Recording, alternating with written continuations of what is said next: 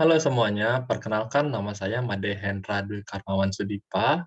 Nah, jadi di sini saya berkesempatan untuk mengikuti kegiatan Pekerti pada bulan Juni tahun 2022. Nah, pada saat kegiatan, saya diberikan materi tentang strategi dan pembelajaran yang disampaikan oleh Bapak Dr.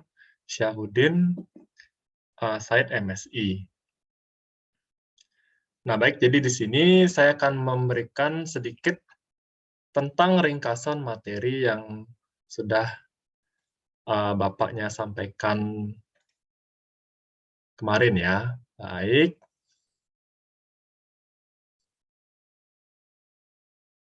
Ya, jadi strategi pembelajaran dan motivasi belajar.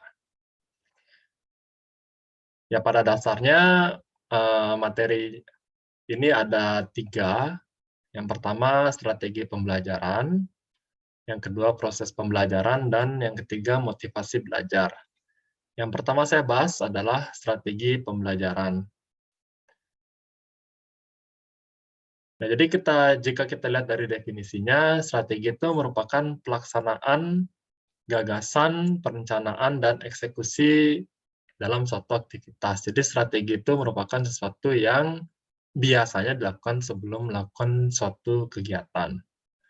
Kemudian pembelajaran itu adalah proses interaksi antara peserta didik dan pendidik dalam suatu lingkungan belajar, seperti dalam sekolah, kampus, dan sebagainya.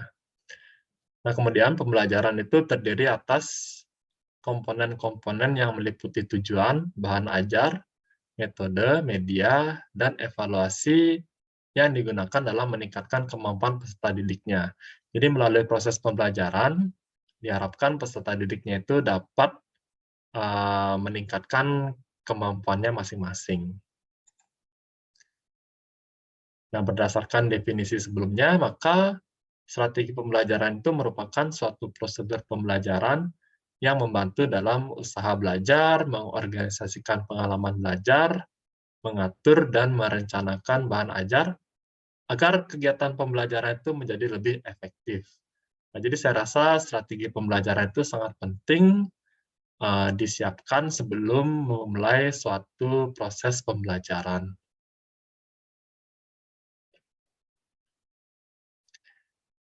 Ya, jadi di sini ada 5 jenis strategi pembelajaran. Yang pertama itu adalah strategi pembelajaran inquiry atau SPI. Pada strategi pembelajaran ini, peserta didik diberikan suatu permasalahan dan ditekankan untuk berpikir kritis dalam memecahkan masalah tersebut. Kemudian ada strategi pembelajaran ekspositoris, yaitu memberikan pengetahuan secara lisan. Jadi di sini pengajar itu memberikan pengetahuannya secara lisan kepada peserta didik. Kemudian ada strategi pembelajaran berbasis masalah atau SPBM. Nah, di sini lebih fokus kepada pemecahan masalah secara ilmiah. Kemudian ada strategi pembelajaran kooperatif atau SPK, itu lebih menekankan kepada kelompok atau kerjasama antara satu peserta didik dengan peserta didik lainnya. Yang terakhir ada strategi pembelajaran meningkatkan keterampilan berpikir atau SPPKB. Nah, ini lebih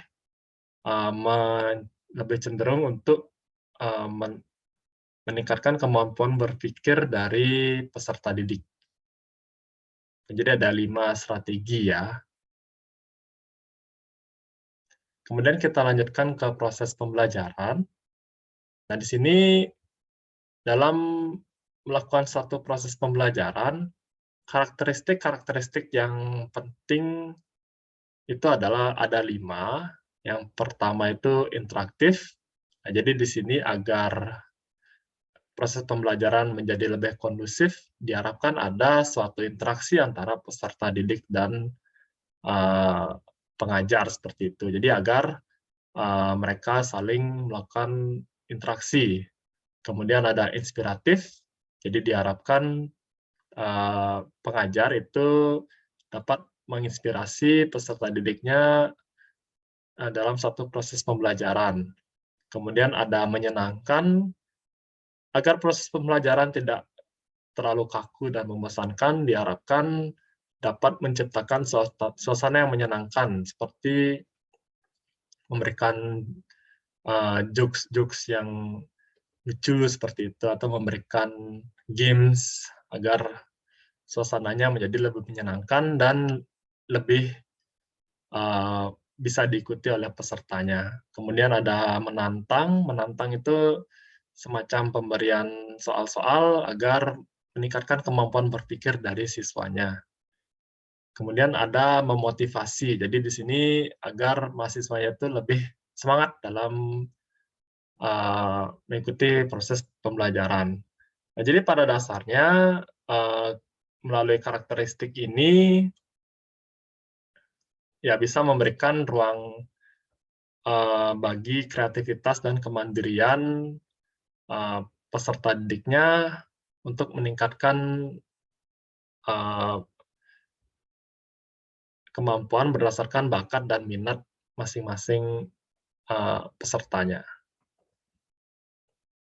Nah, kemudian di sini ada 3 ranah yang harus dikuasai setelah mengikuti proses pembelajaran. Yang pertama ada ranah kognitif atau berhubungan dengan pengetahuan dan pemahaman.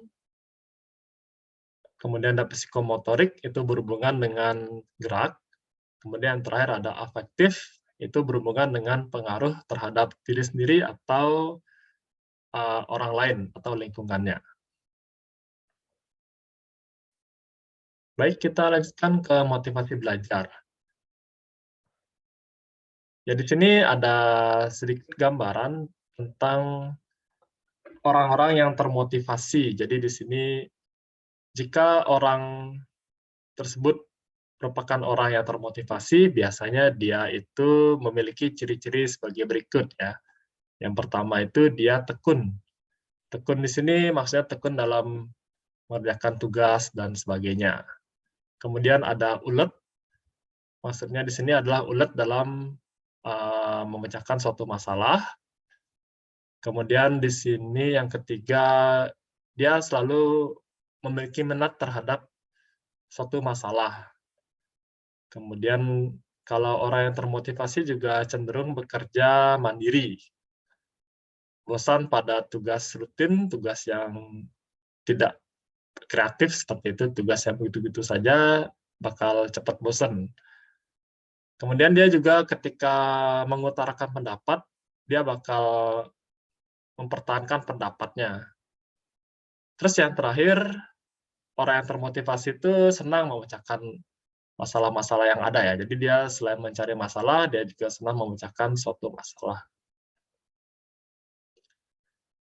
Nah, jika dilihat dari kenapa hasil kerja suatu siswa atau peserta didik itu kurang bagus atau rendah.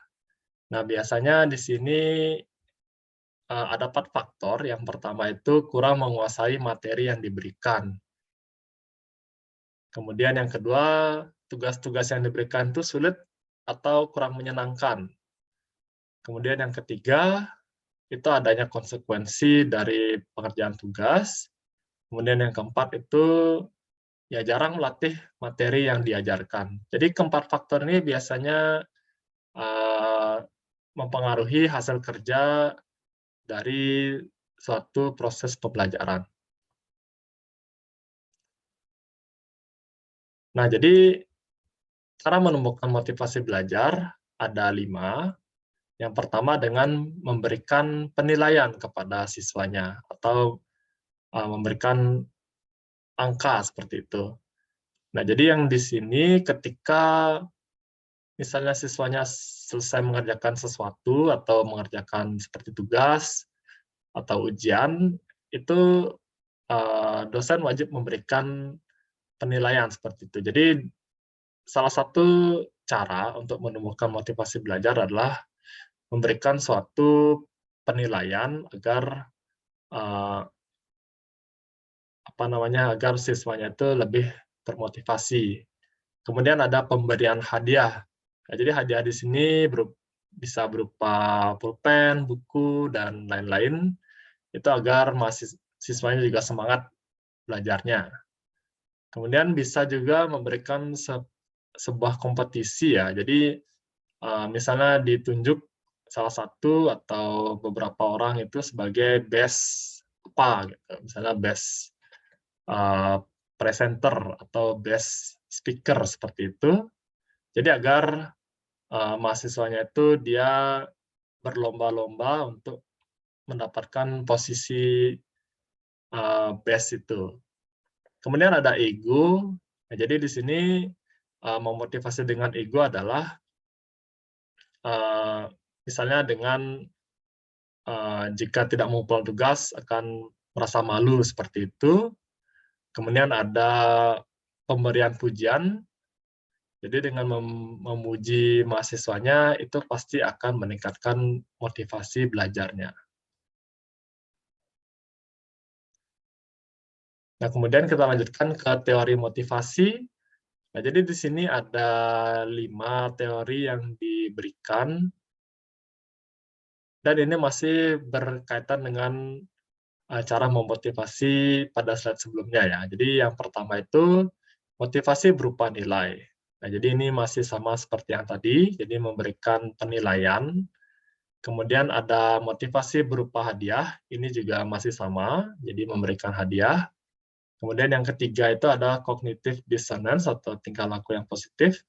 Nah, jadi, dengan, menganggap bahwa mahasiswa yang mengerjakan tugas tepat waktu, memberikan, apa namanya, datang tidak terlambat, dan lain-lain itu sebagai tingkah laku yang positif. Jadi, dengan beranggapan seperti itu, maka, mahasiswanya bakal lebih semangat. Kemudian ada teori atribusi atau umpan balik. Jadi di sini, peserta didik dan pengajar itu saling memberikan umpan balik agar saling memotivasi satu sama lain. Kemudian yang terakhir ada self worth atau menghargai diri. Nah, jadi di sini menekankan, kepada pesertanya bahwa dia itu tidak ada yang, apa namanya, tidak tidak boleh membenci diri sendiri. Jadi harus menghargai apa yang ada di dirinya sendiri. Baik, jadi sekian presentasi tentang strategi dan, motivasi belajar dari saya. Mohon maaf apabila ada kesalahan. Baik, selamat pagi.